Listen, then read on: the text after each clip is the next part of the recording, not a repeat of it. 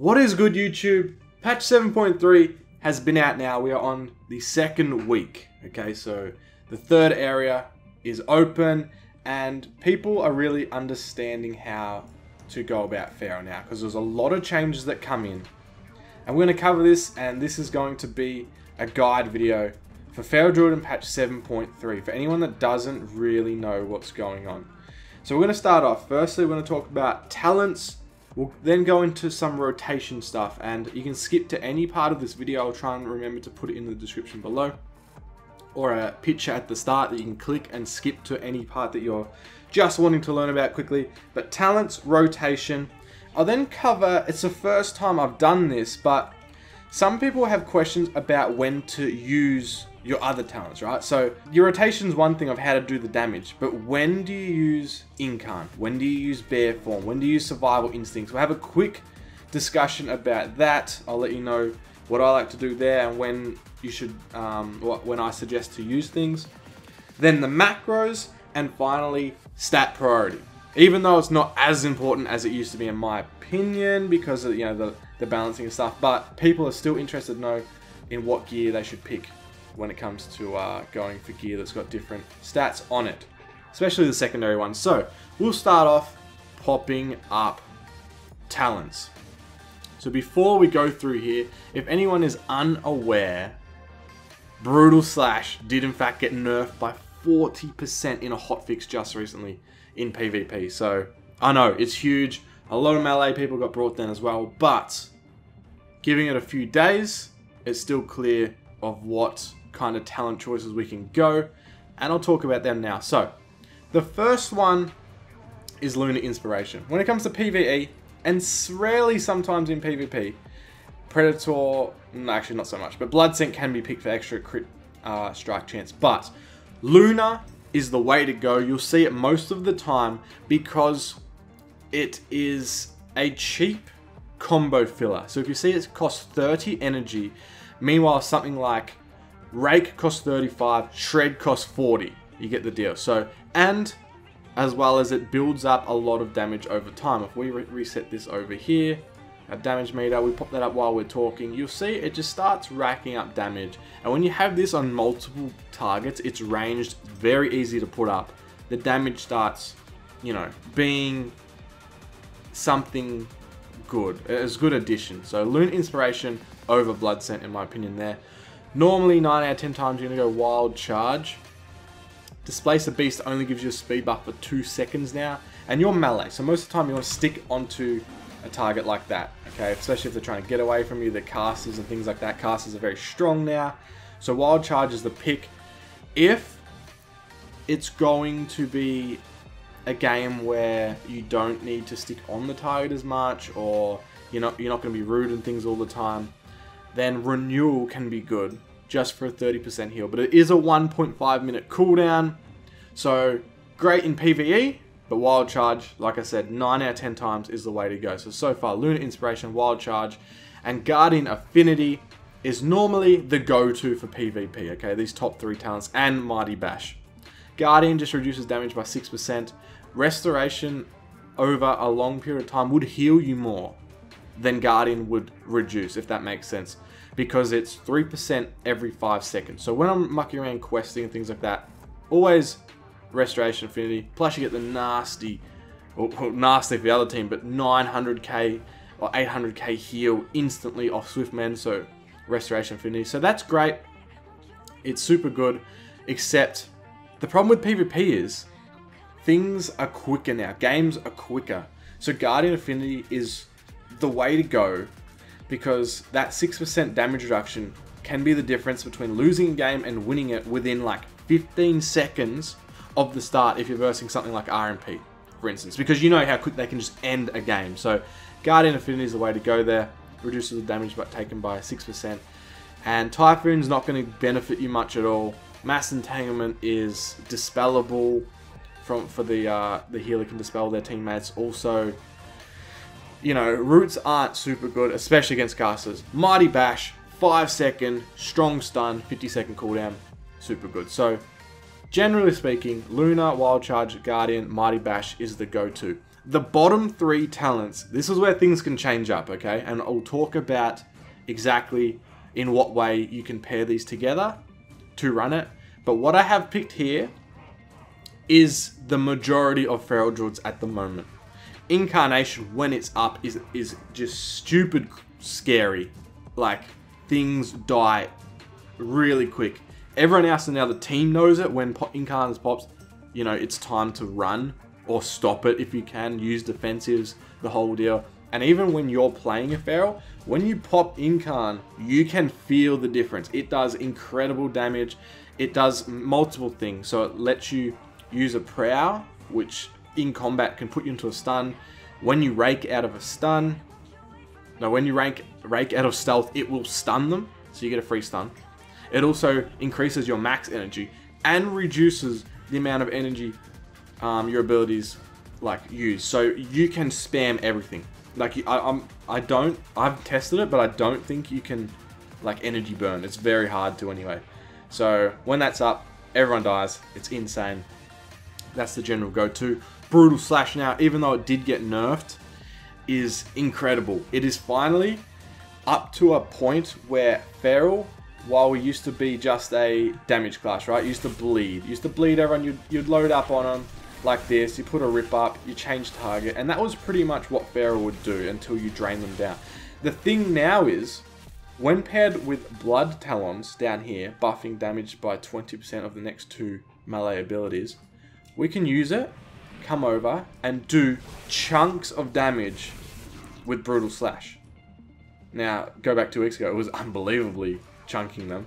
But even now, it's still offering feral this gameplay style where, sure, you're a bleed class, you're like a melee affliction warlock, everything's slowly dying, but now you can really load up kills. It's not about your teammate as such, such as Kid Cleave, like Warrior would pop Avatar, and like, you know, that is when it's go for a kill.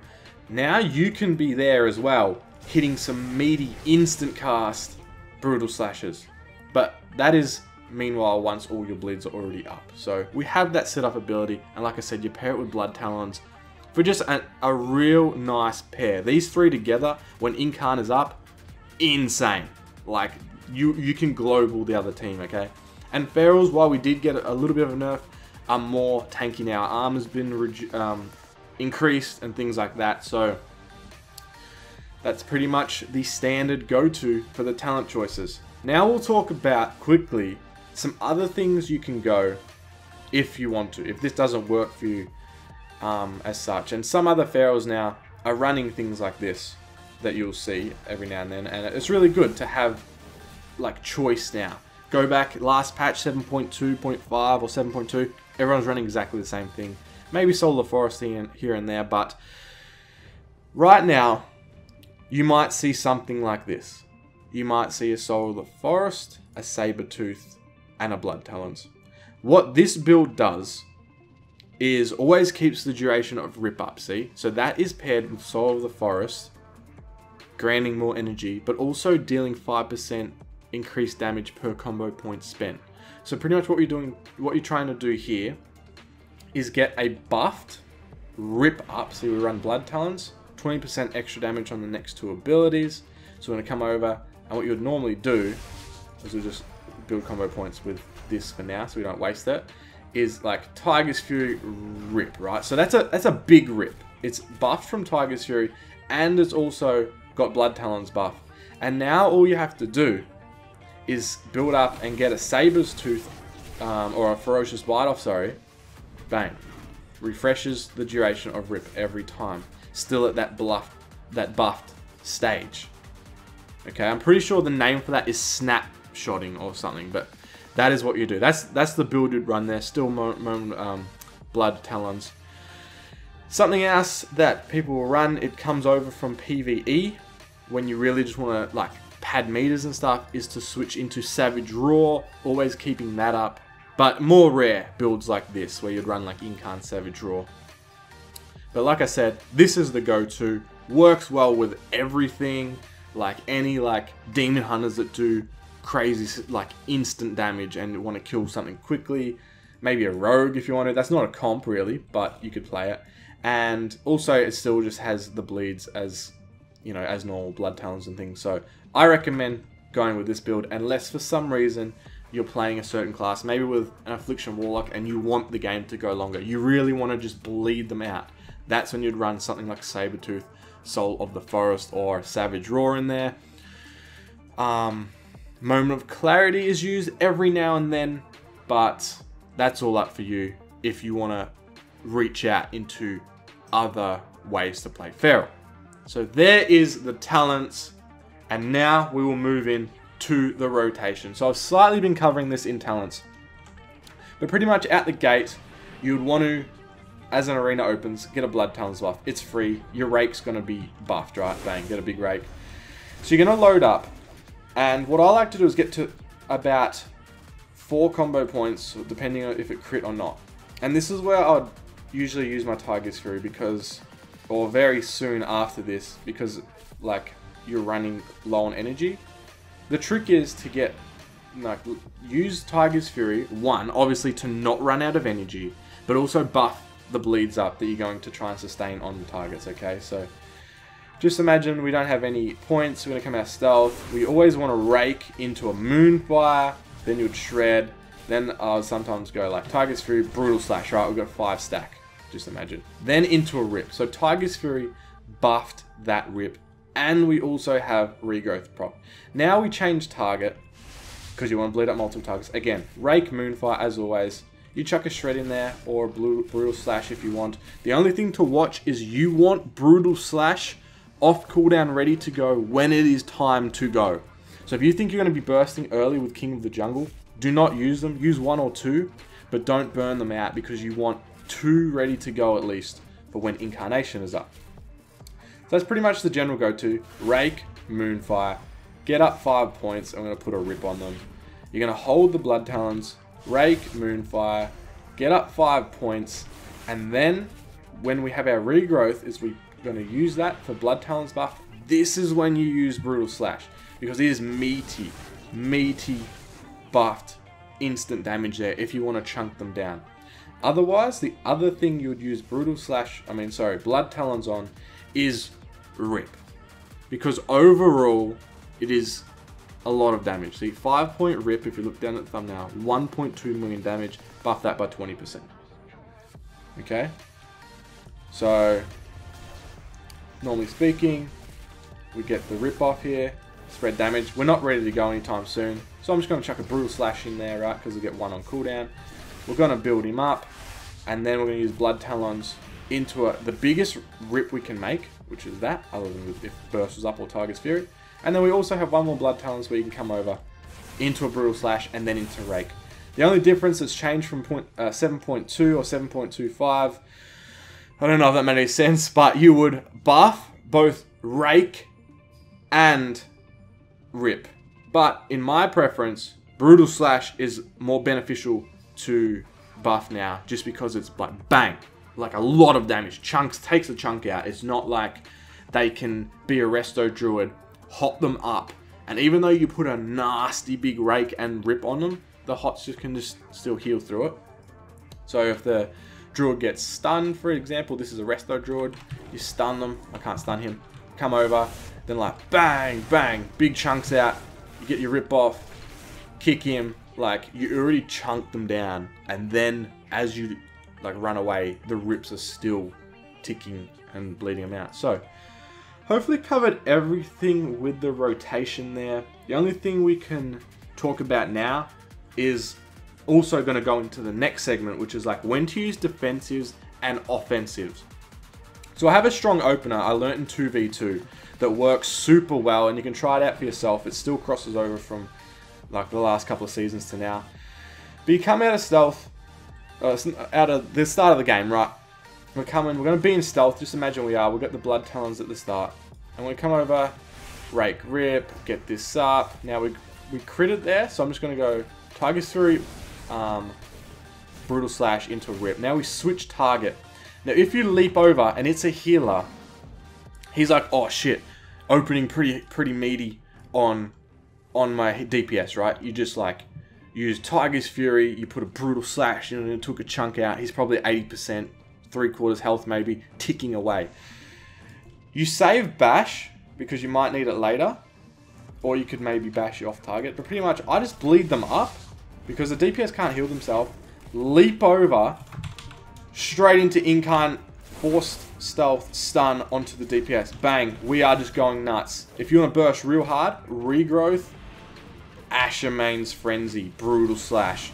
Then the debuff from Ferocious Bite is insane. If anyone just like notice of what and how hard that ticked when I switched, and by this stage, within the first like what, 10, 15, 20 seconds of a game, you have both of them, or both of the other team, at least 50% health, maybe even less, if that makes sense. Now, I know it's not always the best thing to do to pop incarn that early into a game, as right at the start. The problem with 2v2 is, they're longer games, okay? It's pretty much a damage race, and you just got the advantage heavily. And you're not, the game's most likely, 9 out of 10 times, unless you stuff something up, like your healer gets like caught in nut CC and then you got stunned in like human form or in cat form. The game is going to last until King of the Jungle is back up. Okay, so you got the opener, King of the Jungle comes back up in 5 minutes, and by then you're a little bit into dampening probably, and then it's kill time. That's when you win the game. Or if they're not that good, you won the game within 20 seconds. So that's the opener I like to do. Now, imagining this guy still bled up, this is what I like to do. So we just pop Tiger's Fury to get that rip off. We're then going to leap over and we're going to pop Incarn, okay? Just imagine it's up. Now, we're going to land. We're going to hit Prow, okay? Follow through with me. This is the rotation I just did. Prow, and then Rake. That stunned him as, like out of stealth, right? We didn't waste bash. It put a 3-second stun on him, forced from Incarnation. That leaves him unable to use a defensive on himself or anything, and you just come in out of nowhere. Incarn was up because you can pop it in the air as you leap, pop it in the air, bang, Prow, stun, like super quick. We still have the Blood Talons buff at this stage. All you've done is Prow open. Always Moonfire. Tiger's Fury is probably still up because it lasts 8 seconds. Okay, so I'm going to leap over, Prow, Rake, Moonfire. And you'd be at 3 or 4 combo points, right? Then you can, say we're at 4, then we would put Blood Talons into ourselves, or sorry, the heal to get the Blood Talons. 1 Brutal Slash into the rip. Okay, so we've got a chunky Brutal Slash, a chunky rip. Now we have Regrowth ready to go again to buff our next attack, where we'll follow through with bang. We buff 2 next melee abilities. Ashermane's. Ashermane's a 1.25 minute cooldown. You want to use this when you really want to make a difference in the game, okay? You don't just use this off the hammer. And if you do want to use with Blood Talons, okay? So it's one of your big cooldowns, and then a Brutal Slash. And then we just continue to keep up dots. Maybe finish off with a Rake, come back over, go back to DPS, make sure he's still holding up like this. You get the deal, line him up, stun, try to kick, all of a sudden you could win the game. So that is Swola's initial rotation into the start of the game and how to start off with an absolute bang and get the advantage early on. I hope that was easy enough to understand. Feral is a pretty complex class, but when you practice enough, you'll get used to it. And pretty much from then on, it's just try and keep up bleeds. Okay? Keep up bleeds. Be sure to use your regrowth as now. We got Rake up, we got Moonfire up. We're going to use the regrowth to get Blood Talons and use it just for a Brutal Slash here and there into Rip, sorry. We're back on this guy, make sure he's bled up. Again, 4 combo points, use a regrowth, Brutal Slash, Rip. There we go, just keep doing that. As you see, the bleeds are falling off. Just keep going through like this. Now, the thing to min-max, I'll just finally leave you with to finish the segment, is to use regrowth procs at 3 combo points, okay? Because if Brutal Slash crits, bang, like that, it gives you 2 combo points. So see how I was using it at 4? The best case scenario is to come over to a target. How do we get rid of points? Okay, we've got no points. Is to come over, Rake, Moonfire, and then we'll chuck in like 1 shred, but it crit, okay? So a lot of the time that's what's happening. Best case scenario though is to not build up to 4. If you have 3, use your regrowth then, brutal slash. If for some reason it doesn't crit and you're stuck at 4, you chuck a moonfire in to finish off that. It's a low cost ability, finishes off your 5-point combo stack, and didn't use a blood talents because it's next to melee ability. Is it? Okay. I tried to go really in depth there. Let me know in the comments below if you need any more explanation with that. I can probably make another standalone video really going through step by step how to do it. But hopefully you've all got that. Moving in, defensives, offensives. So, unless you're doing a big opener like that, pretty much what you want to do is either use incarn when you have a cooldown out of the healer or they're in CC. Better yet, if they're in both. It's a priest, right? He shit himself on your open. The warrior and you went nuts on this guy. He got 50% health. Bang, priest pain sups him. You've seen the pain sup come out. We're going to come over then, switch target, bang, into burst on him. Because you don't want to burst into an enemy's defensives because it just can completely cancel out your biggest cooldown. Okay? The other best case scenario is, bang, this guy is at, let's say, 50% health, and you're like, oh man, like he has to keep him topped up, or he's in big trouble, right? You got all your stuff up, ready to go, blood talents, Brock, burst, Ashermanes. The priest hasn't used like pain sup yet, but you can get it out of him at least. Or maybe he's used trinket, right? So we come over and let's say we bash him, which I don't have a trinket up yet. So a war stomp, but let's say we bash him and we burst onto his mate. Bang, he trinkets, you come over, full in cap. So you want to shut them down when your burst is up, generally speaking. And so shut them down when your burst is up. And when their burst is up, also shut them down. Does that make sense? So, like, you don't just use cooldowns, which is, like, most people know this, but some won't, which is why I'm covering this. So if you're like, yeah, of course, like, no one just runs in pops, Swifty's one-shot macro, everyone knows not to do that. Some people out there watching this video probably don't really understand why. So pretty much, make the healer not be able to heal when your burst is up, and when the DPS's burst is up, make him not be able to do damage, okay? Root him off, whatever it is if you can. That's it. Now, if they do connect to you, when do we use survival instincts? When your artifact is maxed out, reduces all damage you take by 50% for 10 seconds. Huge. Half their damage stops instantly, and now it's 10 seconds long. A lot longer than it used to be a few patches ago. It used to be like 6 seconds. Now it's double. Okay? If a warrior charges you, he's popped, avatar, whatever it is, all their like cooldowns they use. Best case scenario is that if you see a stun coming in, bear form it. And survival. They won't be able to touch you. The damage will be so just like cancelled. That's the best case scenario you can do. Okay, so that's when to use it, when the other team are going nuts. Or maybe they're not even going nuts, but you're way away from your healer, you're stuffed up positioning or whatever. You can bear form first a lot of the time and sit until your healer gets back. Keep in mind, once you use your 2 survival instincts, they're 2-minute recharges each. So they're more important to hold on to than bear form is. Then also have our dash and stampeding roar. So if a team's trying to run away from you and your whole team needs to get over there, these are my teammates, you're going to come close to them within 10 yards. I like to, because it's wheel up, jump, hit it, and we're sprinting in, ready for the kill. Same deal. Their team's on the offensive, we're trying to run away, come over, buff all your team because Stampeding Roar is an AoE speed buff, but shorter, like, time frame to get away. Same with Dash. It's solo, but longer. You're buffed for 14 seconds. So I recommend this one to be used on the offensive. When you want to go in and just completely cut sick and like everyone's trying to run away from you, incarn's up, crazy, just cutting sick, like everything is dying. That is when I prefer to use dash. And if you need to save something for defensive, use stampeding roar. But that's all up to you when you want to use those. Remember, you got 2 speed buffs. Survival instincts, you got 2 of those. Bear form things first if you can.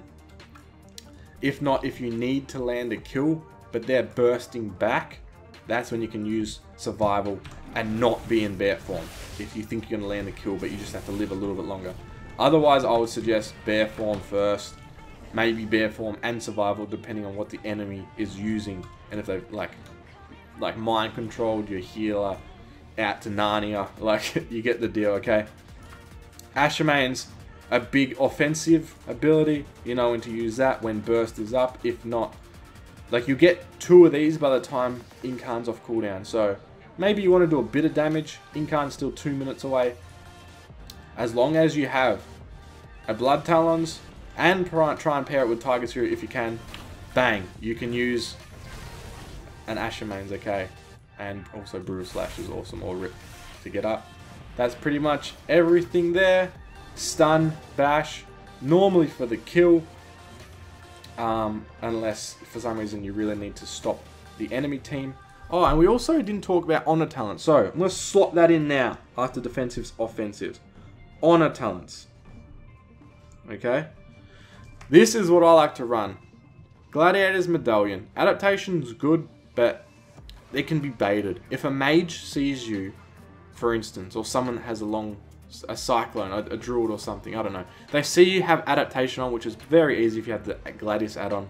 They can, at the start of the game or whenever they want, just land a poly on you. It's going to break instant, but you have no more trinket. Done. That was easy to handle. Gladiator's Medallion, while it's a 2-minute cooldown compared to a 1 minute, it is very crucial to be able to use your stun when you need it. So maybe, to use your stun break. Maybe you went to heal, or you got stuck in cat. A warrior comes over, storm bolts you, and cuts sick. You're going to sit there for 4 seconds and just get melted? No, you want the medallion ready to go for times like that when you screwed up and couldn't get into bear in time. Then trinket bear, for instance, or something like that. Or maybe they're trying to stop your kill. They get a full poly onto you for some reason because you weren't cat form, I don't know. But you want to use it for stuff like that. So Gladiator's Medallion there. 9 out of 10 times, just be stuck in reinforced armor unless it's like a TSG, Frost DK Warrior, or double melee Windwalker Warrior, something like that. That's when you'd run sparring. If you think you're going to get targeted, Tooth and Claw. Just because 15% increased health while in bear form. If you're playing with a Shadow Priest or something and you think you're going to be sitting there healing his sorry ass all game, you have this because it's bang bang, quick 1 second cast. And otherwise, Thorns is really good if you want to be very offensive, right? Sprouts Thorns for 12 seconds on the friendly target. You, your healer, or your other DPS. When he gets hit with a melee attack, it'll deal 5% health to them and also reduce their movement speed. So awesome against 2 DPS that are melee, or maybe even 1. Maybe RMP or something, so the rogue gets hit himself or whatever. Otherwise, Tooth and Claw would be awesome to go there. Between you, that choice is up to you, but I normally like to go Thorns. Thorns is probably the best pick there. Savage Momentum is then the best in the next tier. Interrupting a spell with Skull Bash resets the cooldown of Tiger's Fury. Remember, Tiger's Fury gives you more energy to get up more bleeds and things, so you don't energy burn, and also makes them buffed. Buffs 15% of, or buffs damage by 15% for their full duration for 8 seconds. So awesome to have Tiger's Fury off cooldown more often if you successfully kick people. And then the next tier is really up to you. So, Enraged Maim is amazing. Full 6 second in cap, only requires energy. So you come over, in cap, if you hit the button correctly. If you're in range. I can't in-cap these dudes. But, oh, you have to be in PvP, I mean. But pretty much it just turns your main into an incapacitate. This is terrible, though, if you play with something that uses incapacitates. A mage, poly, it'll DR with. Frost DK, if they're using their in-cap. Then you'd go King of the Jungle, the next best thing to pick. It just increases your speed like movement speed and damage by 4% for every target that has rip. So normally you want to have rip up on 2 targets, 8% increased damage and movement speed. So that's awesome. If you're playing with someone that incaps and you don't want to DR with them, you go King of the Jungle. Otherwise, if you want to be adding to the CC chain with incapacitates, which, mind you, you can go incap for the 6 seconds, bash, war stomp, kick, root, incap's back off cooldown, you come back over, incap again. Okay, so every time it's only like what, 6-second cooldown, you can spam it and DR it, so super good to use. And finally, it's also a toss-up between the left two, Fresh Wound or Ferocious Wound. Fresh Wound gives a 60% chance on Rake to crit.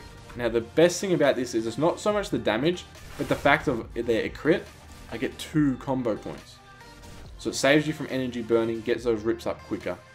Ferocious Wound though, in my opinion, is the one to pick this patch because it's another set up a kill ability, okay? You, when hit with a 5-point combo point, oh, that made no sense. But when you got 5 points, bang, Ferocious Bite onto them, it reduces their max health by 25% for 20 seconds. You only need to get 1 Ferocious Wound up on the kill target when they're near dead, and that's a big chunk. So that sets up kills. Remember, looking back at our talents, we're going for a Brutal / Blood Talents incarn setup where you just want to be able to say, bang, it's kill time. So putting a Ferocious Wound in there is awesome. And you don't Ferocious Bite all the time. Like normally you're trying to spread damage, right? That's the normal game plan for a Feral Druid. But who cares if his bleeds are falling up, he doesn't have a rip or anything. If this guy's about to die, he's about to die. So we're going to just cut sick like this. He's got rip up, bang, Ferocious Bite. 2 mil hit, reduce his max health, he dropped. So that is the honor talents. Finally, we'll talk at macros and then the stat priority, just real quickly. So we'll pop up my macro tab here. I don't have too many. I did used to have like target arena 1, 2, 3, bash 1, 2, 3. It's so hard to use. It's so hard to use. So this is what I'd recommend.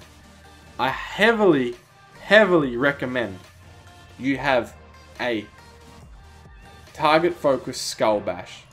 So I'll try and zoom in on the screen here if I remember. If not, I'll read it out. Also post it in the description. But /cast space square bracket target equals focus square bracket space skull bash. What this means is you want to manage 2 people. This is the healer over here. We're going to set focus to him here with a keybind, whatever your choice is. Mine's Shift A. This is our kill target over here.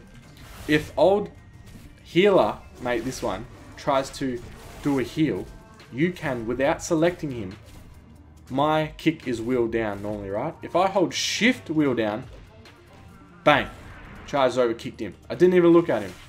Okay, so you have to have, in my opinion, everyone that has a kick or an interrupt has to have a focus kick. Super important. Other than that, you can have a leap to a focus or a leap to enemy 1, 2, 3. I just have a leap as just number 1, and then I select the enemy with ERF from my Gladius panel. So it's very easy for me to leap to who I want to. But I have used the macro before, if we pop the tab back up, where it says /target focus wild charge, okay? Then again, without even looking to them, you can leap to them. Other than that, the final one, when playing against maybe Affliction Warlocks and things where you want to remove corruption or purge them, /cast target equals your healer's name, remove corruption, okay? So that just means, again, it's just things that make life simple for you. So my normal remove corruption is C. If I want to, you know, get a corruption off my teammate, hold Shift C, and it removes corruption from them. So they're the 3 that you need, really. You can't power shift anymore. And if you're playing with a Warlock, then I like to pair Survival Instincts with /use Healthstone. Because if you're popping Survival Instincts, you're normally like in trouble of dying. So you want to get that extra heal off without having to click it. So that's it. Just those 4 keybinds or macros there. I'll try and put it in the comments below. And the last thing is stat priority. So from what I know, it changed a lot of importance from previous expansions and patches because things in Arena now are balanced out. If you're 900 eye level compared to someone that's 850, you'll do more damage than them, but it's a lot less. It's only like, what, maximum 7% extra damage, even if you have like top end raid gear and the best stats and everything. But if you do want to pick gear and have a choice of what's better if they're the same item level or something, of course agility is our main stat always. It's what Feral Druid uses. But then the next one, the first like enhancement is mastery. Increases the damage done by your cat form bleed abilities by 36%. We want to bleed everything, get as much mastery as you can. Because of this patch and how we play Feral with our brutal slash and going for more of a direct damage dealer when it becomes time to kill, critical strike chance is super important because you want them brutal slashes to crit. You want them Asher Main Frenzy to crit and things like that. Haste increases attack speed, spellcasting speed, and energy regen. But it's not super important. It's not about how many hits we can get out on a Feral. It's more about like how much spread pressure we can get. So haste isn't going to incorporate it as help as much as having extra crit will when it becomes time to like lay down a kill. Okay, so mastery, critical strike is your 2 most important ones, and if you can get haste after that as well or something, then go for that. That's good. Versatility will be there as well. Versatility and haste are like whatever. If you can get mastery and crit on something, you are set. That's going to wrap up this video of how to go about Feral Druids in patch 7.3. Be sure to like and subscribe if this helped you at all, or if you were planning to and just forgot, seeing as the video is about to switch off. And I will see you guys next time.